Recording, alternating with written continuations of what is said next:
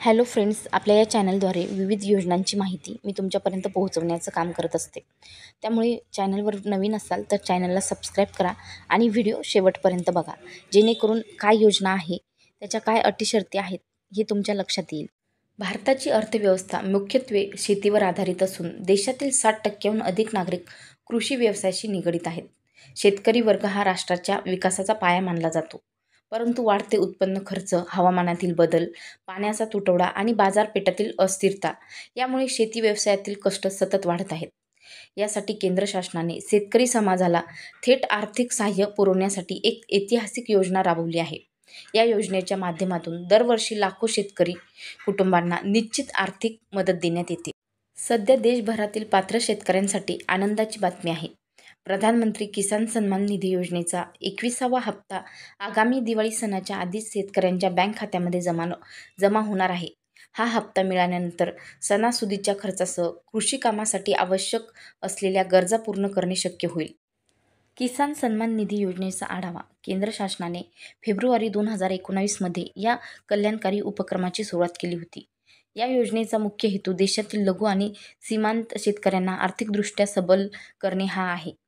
योजनेअंतर्गत प्रत्येक पात्र शेतकरी कुटुंबाला दरवर्षी 6,000 रुपयाची आर्थिक मदत पुरवली जाते. ही रक्कम 3 समान हप्त्यांमध्ये विभागून दिली जाते. प्रत्येक हप्त्यात 2,000 रुपये असतात. सर्व पैसे डायरेक्ट बेनिफिट ट्रान्सफर पद्धतीने थेट लाभार्थ्याच्या बँक खात्यामध्ये जमा होतात. पात्रता कोणती आहेत? या योजनेचा लाभ घेण्यासाठी काही विशिष्ट पात्रता निकष पूर्ण करणे आवश्यक आहे.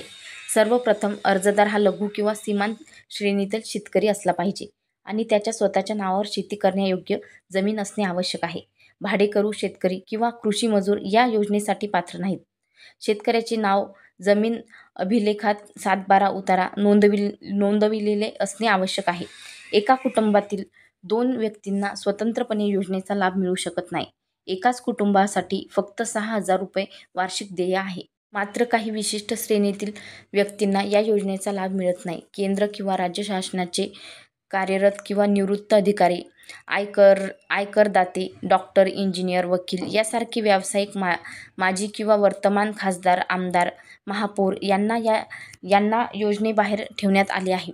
याशिवाय मोठ्या प्रमाणात उद्योग करणारे व्यक्ती, मोठे भूस्वामी आणि संस्थात्मक जमीनधारक देखील पात्र नाहीत.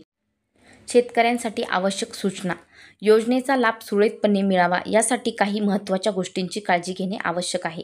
सर्वात महत्त्वाचे म्हणजे ई-KYC प्रक्रिया अनिवार्यपणे पूर्ण करावी. ही प्रक्रिया झाल्याशिवाय हप्ता मिळणार नाही. आपले बँक खाते आधार क्रमांकाशी जोडलेले असावे आणि NPCI प्रणालीशी संलग्न असावे.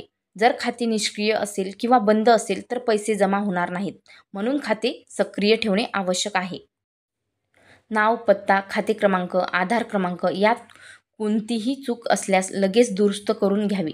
नोंदणीकृत मोबाईल नंबर नेहमी कार्यरत ठेवावा, कारण सर्व सूचना मेसेजद्वारे पाठवल्या जातात. कोणत्याही समस्येसाठी किंवा तक्रारीसाठी तालुका कृषी विभागाच्या कार्यालयात संपर्क साधावा. टोल फ्री हेल्पलाईन नंबरवरही मदत मिळू शकते. योजनेबाबत नवीन माहिती जाणून घेण्यासाठी pm-kisan.gov.in या संकेतस्थळाला नियमित भेट द्यावी आणि अधिक सूचना वाचाव्यात. अशाच छान योजनांबद्दल माहिती मिळवण्यासाठी चॅनलला सबस्क्राईब करा. व्हिडिओ आवडल्यास लाईक, शेअर नक्की करा. चला तर भेटूयात परत एका अशा नवीन व्हिडिओसोबत. तोपर्यंत बाय.